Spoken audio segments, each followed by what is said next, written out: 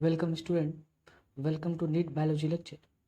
Student, आज हम microbes in human welfare में आज हम स्टार्ट करेंगे new topic microbes in sewage treatment.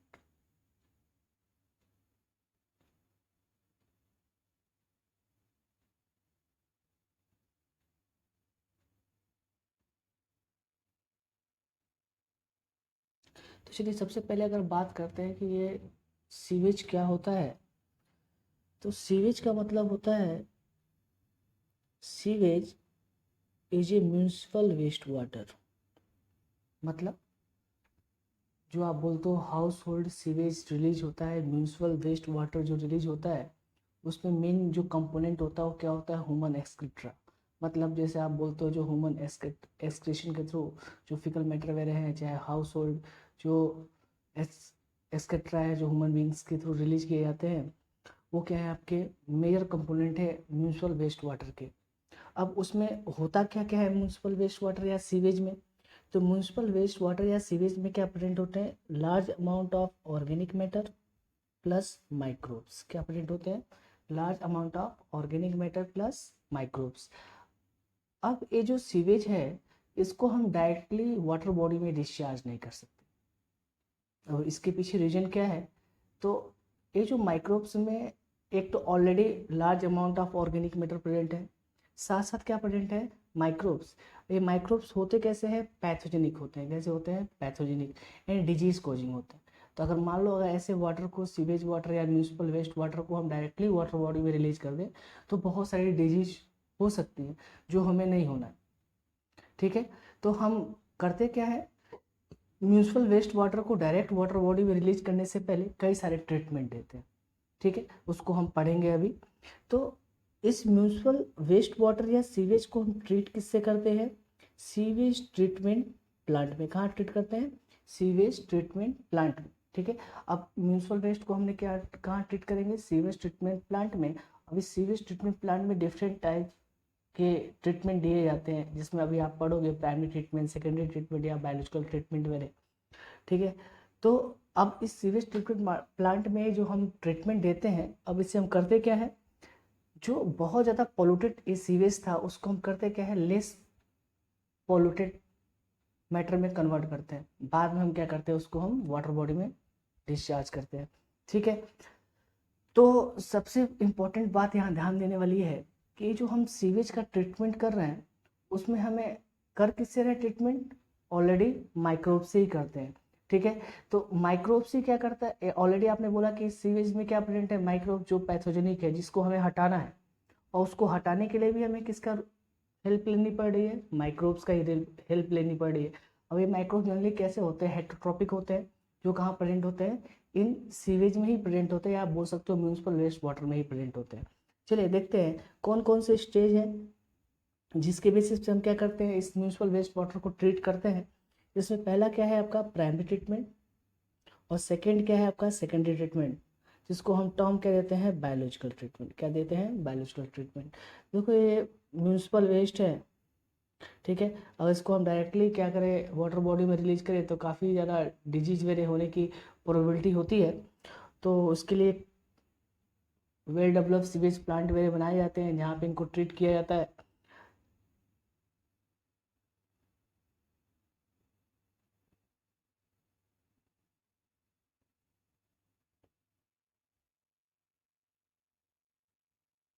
चलिए अब नेक्स्ट हम इसके बाद पहला बात करेंगे फर्स्ट ट्रीटमेंट, जिसको अभी आपने पढ़ा टर्म दिया प्राइमरी ट्रीटमेंट।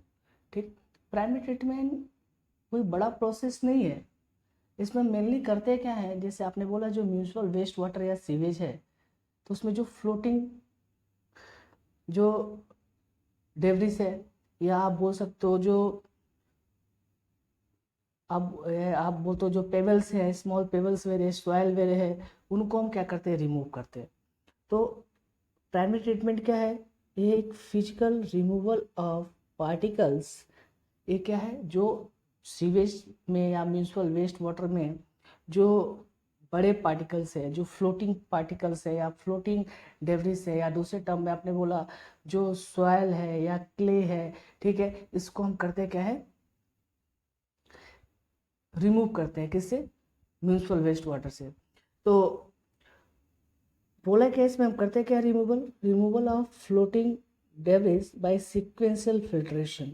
ठीक है, तो हम करते क्या है, इसमें एक फिल्ट्रेशन स्लिट होती है जिसके थ्रू क्या करते हैं, हम इस म्यूनिसिपल वेस्ट वाटर को पास करते हैं। अब देखो जो उसमें फ्लोटिंग डेब्रिस वगैरह होगी वो क्या होगी, उस फिल्ट्रेशन स्लिट या फिल्ट्रेशन चेम्बर से क्या होगी, या पास नहीं होगी, उस पोर से क्या होगी, पास नहीं होगी, तो उसको हम आसानी से रिमूव कर सकते हैं।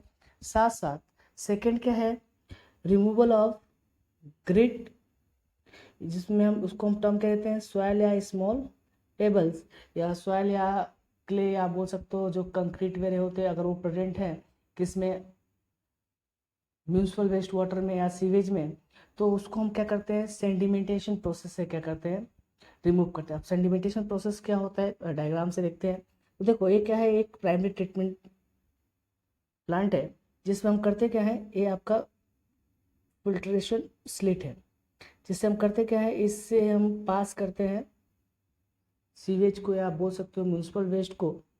अब ये जब यहाँ से पास करता है तो सबसे पहले जो फ्लोटिंग डेब्रिस है वो यहीं रिमूव हो जाएगा। ठीक है, अब ठीक है, अब जो बाकी वाटर वेयर है वो आगे की तरफ बढ़ेगा।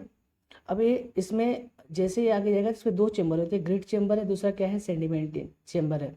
ठीक है, तब इसमें हम करेंगे क्या, जो क्ले पार्टिकल वेरे होगा वो क्ले पार्टिकल वेरे क्या होंगे, सेटल डाउन हो जाएंगे नीचे की तरफ, या सॉइल वेरे पार्टिकल नीचे की तरफ सेटल डाउन हो जाएंगे, और बाकी जो वाटर बॉडी है वो क्या होगा, आगे की तरफ क्या होगा, रिलीज होगा। ठीक है, तो जब आगे की तरफ रिलीज होगा तो इसमें बोला है जो सेटल्ड सॉलिड पार्टिकल्स होते हैं, जो सेटल आपने बोला ना सॉयल या क्ले पार्टिकल्स जो सेटल हो गए, किस प्रोसेस से, आप बोल सकते हो फिल्ट्रेशन, या सेकेंड आपने बोला सेडिमेंटेशन प्रोसेस से। तो उस जो सेटल सॉलिड पार्टिकल्स हैं उनको हम टर्म क्या देते हैं, प्राइमरी स्लज। और जो सुपर नेटेंट होता है, सुपर नेटेंट मतलब जो ऊपर फ्लो के आगे जाके कहाँ आया, सेडिमेंटेशन ट्रेंड में आगे की तरफ फ्लो हो रहा है, जो ऊपर है उसको हम टर्म क्या देते हैं, प्राइमरी इफ्लुएंट। हमें अब काम किसका है, प्राइमरी इफ्लुएंट का, क्योंकि हमें इस अब जो नेक्स्ट ट्रीटमेंट होगा वो किसका होगा, प्राइमरी इफ्लुएंट का ही होगा। ठीक है, तो फिर से इसमें कोई बड़ा प्रोसेस नहीं है, बताया जैसे मैंने कि इसमें मेनली करते क्या है, एक समझ लो आप एक फिल्ट्रेशन मेम्ब्रेन बोल लो या फिल्ट्रेशन स्लिट होती है जिसके थ्रू हम क्या करते हैं, सीवेज को पास करते हैं। इसमें जो फ्लोटिंग डेब्रिस या स्मॉल पेबल्स या बोल सकते हो सॉइल वाला पार्ट है वो सेटल हो जाता है नीचे, तो उसको हम टर्म क्या देते हैं, प्राइमरी स्लज। और उसके ऊपर जो पार्ट है सुपरनेटेंट वाटर वाला पार्ट है उसको हम टर्म क्या देते हैं, प्राइमरी इफ्लुएंट। उसको हम आगे जाके क्या करते हैं, सेकेंडरी ट्रीटमेंट मेथड से क्या करते हैं, ट्रीट करते हैं।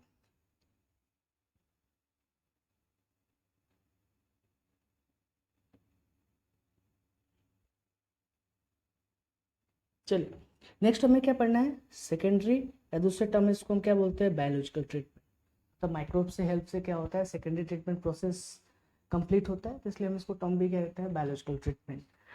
तो इसमें हम करते क्या है, जो प्राइमरी इफ्लुएंट है जिसको मैंने अभी बोला था, जो ऊपर सुपरनेटेंट वाला पार्ट है, जो आपने प्राइमरी ट्रीटमेंट जब किया था तो उसको आपने टर्म क्या दिया था, प्राइमरी इफ्लुएंट।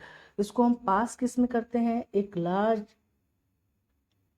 एरिएशन टैंक में एंड कॉन्स्टेंटली एजिटेटेड। अब इसमें करते क्या है, जो ये आपका जैसे एरिएशन टैंक है तो इसमें होते क्या है, एक तो दो चीज़ें इसमें होते हैं, एक होता है एयर ब्लो पंप होता है, दूसरा साथ साथ में क्या लगे होते हैं, इसमें एजिटेटर लगे होते हैं, इसके सिंपली फॉर्म में आप बोलते हो जो चरखियाँ। ठीक है, फैन लाइक छोटे एजिटेटर लगे होते हैं। अब ये करते क्या है, एक तो एयर उसमें पास करता है और साथ साथ ये क्या करते हैं, जो एजिटेटर है ये मूव घूमते रहते हैं, जिसके बेसिस पे होता क्या है, एजिटेटर टैंक में जो एरोबिक माइक्रोब से इनकी ग्रोथ क्या होती है, बहुत ज़्यादा बढ़ने लगती है। अब एरोबिक माइक्रोब्स की जब ग्रोथ बहुत ज़्यादा बढ़ने लगेगी तो उसको हम टर्म क्या देते हैं, फ्लॉक। ठीक है, अब फ्लॉक का मतलब क्या है, फ्लॉक क्या होता है, इसमें बैक्टीरिया प्लस फंगल यानी फंगस एक दूसरे के साथ एसोसिएट होते हैं, काफ़ी आप बोल सकते हो कोलैप्स फॉर्म में, और यानी जो फंगल फिलामेंट है और बैक्टीरिया एक दूसरे के साथ कोलैप्स हो जाते हैं और क्या फॉर्म करते हैं, एक मेस लाइक स्ट्रक्चर, या आप बोल सकते हो एक बिल्कुल नेट लाइक स्ट्रक्चर फॉर्म करते हैं, और उसको हम टर्म कह देते हैं फ्लॉक। एंड ओवरऑली फ्लॉक क्या है, एरोबिक माइक्रोब्स की विग्रेस ग्रोथ ही है। अब फ्लॉक टर्म क्यों देते हैं, फ्लॉक का मतलब क्या होता है, mess like structure. Mess like structure किसका है, बैक्टीरिया प्लस फंगल फिलामेंट, जो क्या होते हैं एक दूसरे से एसोसिएट हो जाते हैं और बिल्कुल क्या होते हैं, एक नेट या बोल सकते हो स्ट्रक्चर फॉर्म करते हैं, जिसको हम टर्म कह देते हैं फ्लॉक। ठीक है, तो ओवरऑल प्राइमरी फ्लूएंट में जो आपका एरिएशन टैंक है उसमें किया क्या गया, जो प्राइमरी फ्लूएंट है जिसको आपने प्राइमरी ट्रीटमेंट प्रोसेस से क्या किया, फॉर्म किया है, उसको एजिटेशन टैंक में in the help of air blow pump plus agitator, उसमें हम करते क्या है, एरोबिक माइक्रोब्स की ग्रोथ को क्या करते हैं, बहुत ज़्यादा बढ़ा देते हैं। अब यही जो फ्लॉक है वो करेगा क्या, ऑर्गेनिक मैटर को तोड़ेगा। ठीक है, नेक्स्ट अगर आप पॉइंट की बात करें तो इसमें क्या बोला है, जो माइक्रोब्स हैं वो करते क्या है, नहीं जो अभी आपने फ्लॉक फॉर्म किया है, जो एरोबिक माइक्रोब्स करते क्या है, ऑर्गेनिक मैटर को क्या करते हैं, कंज्यूम करते हैं, यानी ऑर्गेनिक मैटर को क्या करते हैं, ब्रेक डाउन करते हैं। ठीक है, जो प्राइमरी इफ्लुएंट था एक कर देंगे क्या, जो इफ्लुएंट में जो ऑर्गेनिक मैटर प्रेजेंट है उसको एक फ्लॉक क्या करते हैं, तोड़ते हैं या उसको कंज्यूम करते हैं।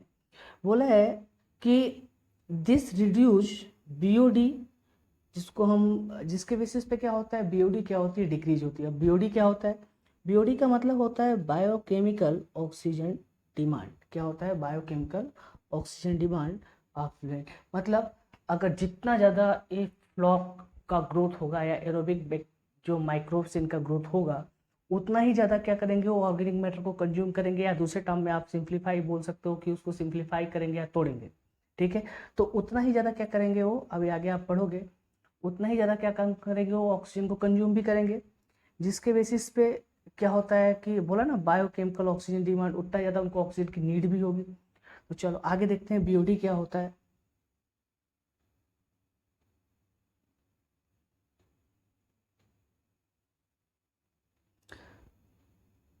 देखो बीओडी का मतलब अभी मैंने बता दिया था, बीओडी को हम क्या बोलते हैं, बायोकेमिकल ऑक्सीजन डिमांड।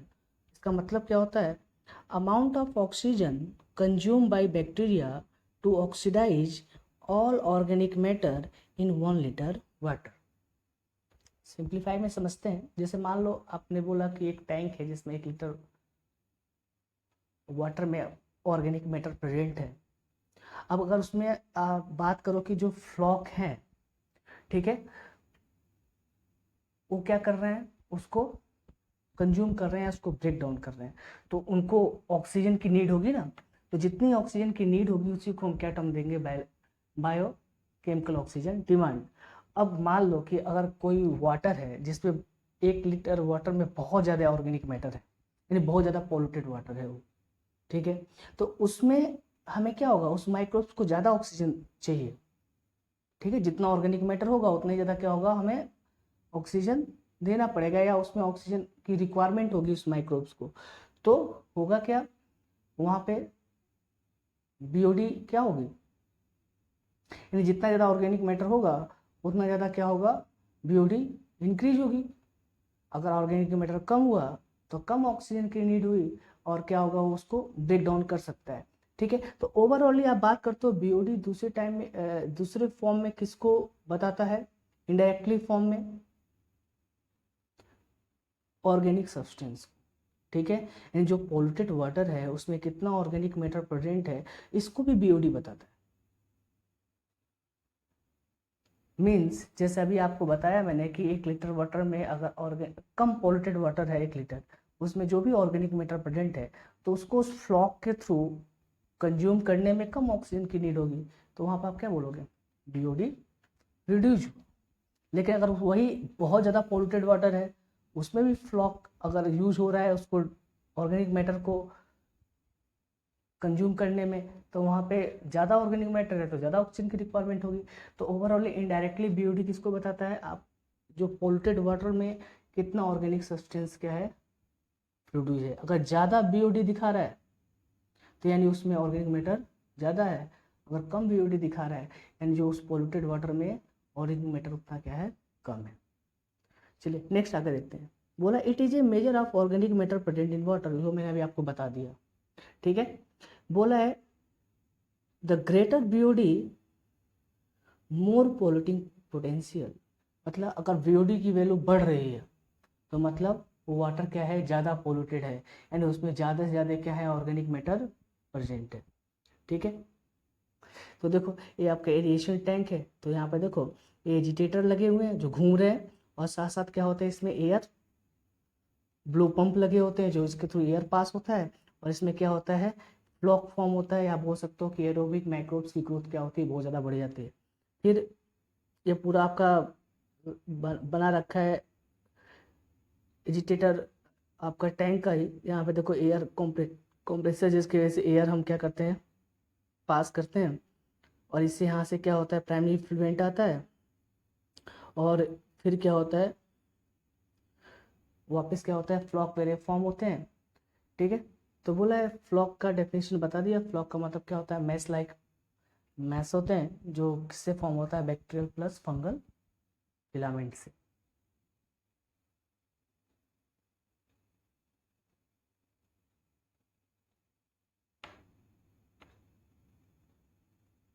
चलिए अब देखते आगे देखते हैं। बोला है कि जो इफ्लुएंट है is then pass into setting tank. अब जो फ्लॉक ने क्या किया, उस अभी आपने बोला ना ऑर्गेनिक मैटर को उसने कंज्यूम किया। ठीक है, तो जब कंज्यूम करने के बाद हम करते क्या है, जो भी आपका इफ्लुएंट है उस इफ्लुएंट को हम करते क्या है, सेटिंग टैंक में भेजते हैं। ठीक है, वहाँ पर वो सेटल डाउन होता है, एंड आपने बोला जो फ्लॉक होगा वो फ्लॉक बड़े बड़े होते हैं, तो नीचे क्या होंगे, सेटल डाउन होंगे। ठीक है, तो वेयर बैक्टीरियल फ्लॉक आर सेंडिमेंट। ठीक है, तो बैक्टीरियल फ्लॉक क्या होगा, वो वेट में ज़्यादा होगा, बड़े बड़े होंगे, तो नीचे तरफ क्या होंगे, सेटल होंगे। फिर वापस जो ऊपर वाला पार्ट होगा क्या होगा, आपका सुपर नेटेंट ही होगा या इफ्लुएंट ही होगा। तो यहाँ पे हमें इफ्लुएंट से मतलब नहीं है, यहाँ पे हमें किससे मतलब होगा, उस बैक्टीरियल फ्लॉक से। बोला है कि this sediment is called activated sludge. ठीक है, तो बोला कि इस सेंडिमेंट को हम टर्म कह देते हैं जो बैक्टीरियल फ्लॉक या आपने बोला जो माइक्रोबियल फ्लॉक क्या हुआ, नीचे सेटल डाउन हुआ। तो जब सेटल डाउन हुआ तो उसको हम टर्म क्या देते हैं, एक्टिवेटेड स्लज। बोला कि अमाउंट ऑफ, बोला a part of activated sludge is pump back into aeration tank to serve as inoculum. ठीक है, अब इसका मतलब क्या हुआ, ठीक है, आपने क्या बोला कि प्राइमरी इफ्लुएंट था, एरिएशन टैंक में डाला, एरिएशन टैंक में एरोबिक माइक्रोब्स की ग्रोथ हुई, उसने क्या किया, बीओडी प्रोसेस से ऑर्गेनिक मैटर को कंज्यूम किया। बाद में हमने क्या किया, उसको सेटल टैंक में डाल दिया जो प्राइमरी इफ्लुएंट था, तो उसमें क्या हुआ, वापस बैक्टीरियल फ्लॉक क्या हुआ, नीचे सेटल डाउन हुआ, तो उसको हमने टर्म दिया एक्टिवेटेड स्लग। अब बोला है कि जो एक्टिवेटेड स्लग को हम क्या करते हैं, वापस रिमूव करते हैं, उसको वापस पंप बैक किस में करते हैं, हम एरिएशन टैंक में। अब ऐसा क्यों करते हैं, देखो जैसे आपने एक सिंपल देखा होगा घरों में, दही जमाने के लिए भी हम क्या करते हैं, दही का यूज़ करते हैं, मतलब कर्ड को आप घर पे जो प्रिपेयर करते हो, बनाते हो, तो उसके लिए भी हमें किसकी रिक्वायरमेंट होती है, थोड़े से कर्ड की। क्यों, क्योंकि मिल्क में हम थोड़ा सा कर्ड डाल दें तो क्या होता है, वो जो लैक्टिक एसिड बैक्टीरिया उसमें कर्ड में प्रेजेंट होते हैं, एक्टिविटी फास्ट हो जाती है, बहुत जल्दी क्या होता है, वो पूरा का पूरा मिल्क किस पे कन्वर्ट हो जाता है, कर्ड में। तो सेम यही है, यहाँ पे भी जो एक्टिवेटेड स्लज है उसका काम क्या होगा, अगर वापस आप उसको एरिएशन टैंक में भेजने का मतलब क्या हुआ कि वापस जो एरोबिक बैक्टीरिया की ग्रोथ को बढ़ा देना। ठीक है, तो वही बोला है कि स्मॉल पार्ट क्या करते हैं, हम एक्टिवेटेड स्लज का किस में पास करते हैं, वापस एरिएशन टैंक में। और एरिएशन टैंक में जैसे आएगा तो कैसा काम करेगा, इनोकुलम यानी विग्रस ग्रोथ को, किसकी ग्रोथ को, एरोबिक बैक्टीरिया की। वापस सेम वही प्रोसेस करेंगे, बाद में हम क्या करेंगे, उसमें भी वापस वो क्या करेगा कि फ्लॉक फॉर्म होगा, वो वापस करेगा क्या, ऑर्गेनिक वेस्ट को कंज्यूम करेगा। ठीक है, वापस उसको हम सेटल टैंक में डालेंगे, फिर हम क्या करेंगे, एक्टिवेटेड स्लज वेरे फॉर्म करेंगे। ठीक है, तो ये प्रोसेस को आप एक बार रिपीट करते हैं। तो देखिए यहाँ पे ये आपका इफ्लुएंट है, एरिएशन टैंक में डाला। ठीक है, तो वापस इसको किस में भेजा, फाइनल सेटिंग टैंक में। तो जो फ्लॉक वगैरह क्या हुआ है यहाँ पे सेटल हो गया, तो इसको अपने टर्म कह दिया एक्टिवेटेड स्लज। इसका स्मॉल पार्ट वापस किस में हम भेज देते हैं, एरिएशन टैंक में। वापस ये प्रोसेस रिपीट करते हैं।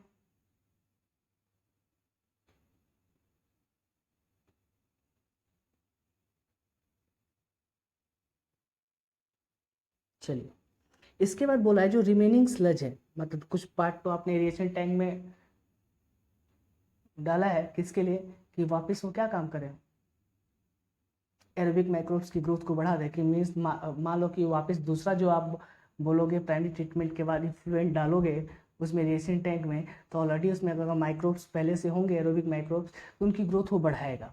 ठीक है, तो जो रिमेनिंग स्लज है is pump into large tank.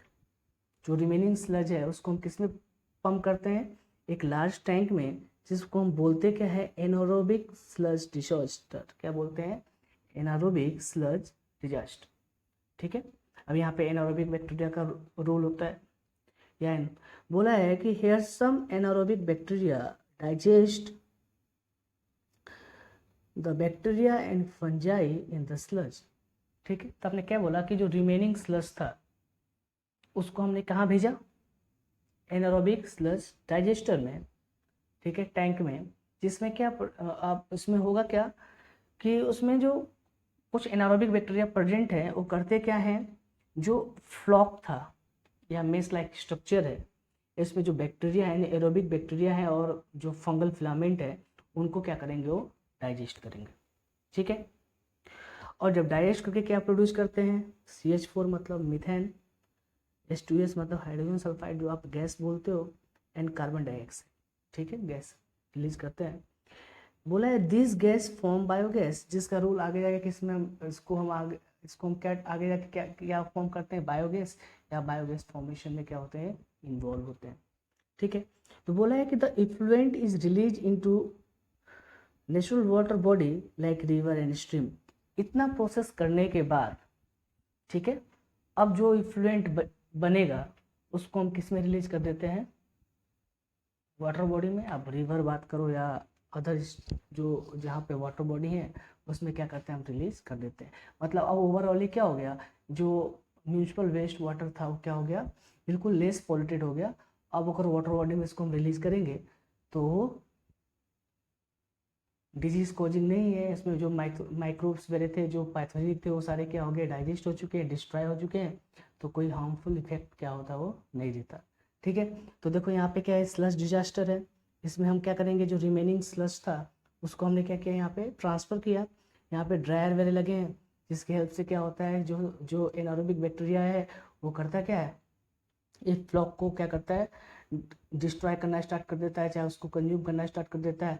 उसके बेसिस पे क्या फॉर्म करता है वो, डिफरेंट टाइप्स की गैस आपको बताया, कार्बन डाइऑक्साइड, मीथेन और हाइड्रोजन सल्फाइड, जो आगे जाके क्या फॉर्म करते हैं, बायोगैस वगैरह क्या करते हैं, फॉर्म करते हैं। ठीक है,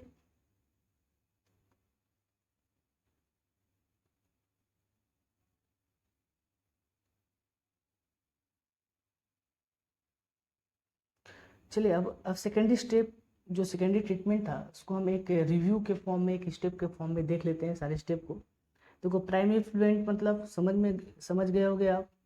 ठीक है, जो प्राइमरी ट्रीटमेंट से आपने उसको आगे भेजा था एरिएशन टैंक में, उसको हम किस में भेजेंगे, एरिएशन टैंक में। वहाँ पे कांस्टेंट एजिटेशन होता है। ठीक है, और यहाँ पे एरोबिक बैक्टीरिया या फ्लॉक वगैरह क्या होते हैं, फॉर्म होते हैं, और वो करते क्या है, ऑर्गेनिक मैटर को कंज्यूम करते हैं, जिससे बीओडी क्या होता है, रिड्यूस होता है। ठीक है, वापस हम इफ्लुएंट को किस में भेजते हैं, सेटिंग टैंक में। यहाँ पे सेटिंग टैंक में क्या होता है, जो फ्लॉक वगैरह सेंडिमेंट होते हैं उसको हम बोलते हैं एक्टिवेटेड स्लज। उसमें कुछ पार्ट वापस किस में भेज देते हैं, एरिएशन टैंक में, कि जो इसमें न्यू प्राइमरी इफ्लुएंट आएगा कि उसमें आसानी से क्या होगा, एरोबिक माइक्रोब्स की ग्रोथ वगैरह वहाँ पे बढ़ेगी, तो वो वाला प्रोसेस वापस रिपीट होगा। फिर जो रिमेनिंग स्लज है उसको हम किस में भेज, उसको आगे हम क्या करते हैं, एनारोबिक स्लज डाइजेशन में भेजते हैं। यहाँ पे एनारोबिक बैक्टीरिया अपनी एक्टिविटी करता है, और जो फ्लॉक वगैरह में आपने बोला था कि एरोबिक बैक्टीरिया और जो फंगल फिलामेंट है उसको डाइजेस्ट वगैरह करता है, और उसके बाद क्या फॉर्म होता है, बायोगैस फॉर्म होता है। तो ओवरऑल इस सेकेंडरी या बायोलॉजिकल ट्रीटमेंट में क्या होते हैं, ये सारे स्टेप होते हैं। और बाद में हम क्या करते हैं, जो इफ्लुएंट है उसको हम रिलीज किस में कर देते हैं, नेचुरल बॉडी या जो वाटर बॉडी में क्या करते हैं उसको हम रिलीज कर देते हैं।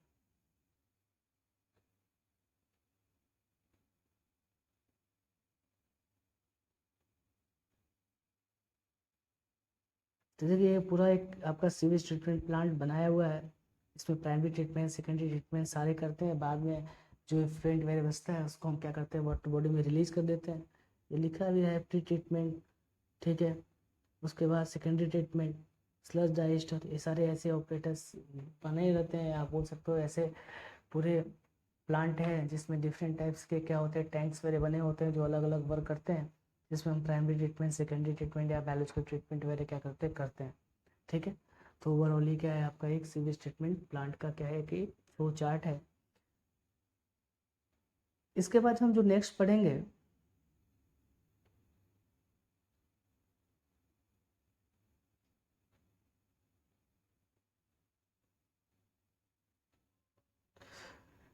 देखिए यहाँ पे ministry of environment and forest has initiated Ganga Action Plan and Yamuna Action Plan to save from water pollution। जो minister of environment and forest ने कुछ उन्होंने एक्ट बनाया है जिसमें गाइडलाइन दी गई है, जिसके बेसिस पे हम क्या करते हैं, गंगा और यमुना नदी को क्या करते हैं, पोल्यूटेड या पोल्यूशन से क्या करते हैं, बचाने के लिए, ठीक है, ठीक है। अब इसमें क्या है, जैसे आपने यहाँ पे देखा कि बहुत सारे वेस्ट हैं जो क्या करते हैं वाटर बॉडी में डायरेक्टली डाल, जैसे ये क्या है, मैक्सिमम क्या है, अब मंदिर में देखो यहाँ पे बहुत सारे वेस्ट डायरेक्टली लोग क्या करते हैं वाटर में क्या करते हैं, डिपॉजिट कर देते हैं, जिससे पोल्यूशन होता है, ठीक है। देखो कितने सारे वेस्ट हैं जिसको डायरेक्टली क्या करते हैं वाटर बॉडी में लोग रिलीज कर देते हैं। तो गवर्नमेंट ने, जो ministry of environment and forest ने कुछ गाइडलाइन दी है, कुछ एक्ट बनाया है, जिसके थ्रू हम डायरेक्टली क्या कर सकते हैं, इन सारी चीज़ों को डिपॉजिट नहीं कर सकते हैं, चाहे वो आप बात करो मंदिर के वेस्ट हो चाहे जो भी वेस्ट, ठीक है। तो उसका एक प्रॉपर डिकम्पोजिशन प्रोसेस है। हम इसके बेसिस पे क्या कर सकते हैं, गंगा और यमुना नदी को पोल्यूटेड से बचा भी सकते हैं। और गवर्नमेंट इस पर काफ़ी स्ट्रिक्ट भी है, उन्होंने काफ़ी ज़्यादा गाइड लिया। अब आप देखो आज के टाइम पे गंगा और यमुना नदी थोड़ी बहुत साफ दिखाई देती है, रीज़न यही है कि गवर्नमेंट ने बहुत सारे उसमें रिस्ट्रिक्शन लगा रखे हैं कि आप ये सारी चीज़ों को डिपॉजिट नहीं कर सकते डायरेक्ट वाटर वेरे में। तो अब उनके लिए एक अलग डिपो या डिकम्पोज करने के लिए बना रखे हैं, ठीक है। तो इसी के बेसिस पे हम क्या कर सकते हैं, वाटर बॉडी को हम क्या कर सकते हैं, पोल्यूटेड होने से बचा सकते हैं, ठीक है। तो आपको याद भी रखना है, आपके एग्जाम में क्वेश्चन भी आता भी है कि गंगा एक्शन प्लान या यमुना एक्शन प्लान को किसके थ्रू ऑपरेट किया गया है। तो ministry of environment and forest के बेसिस पे मेन पर्पज इसका यही है कि गंगा और यमुना नदी को पोल्यूशन फ्री करना, इससे पोल्यूशन से इसको बचाना।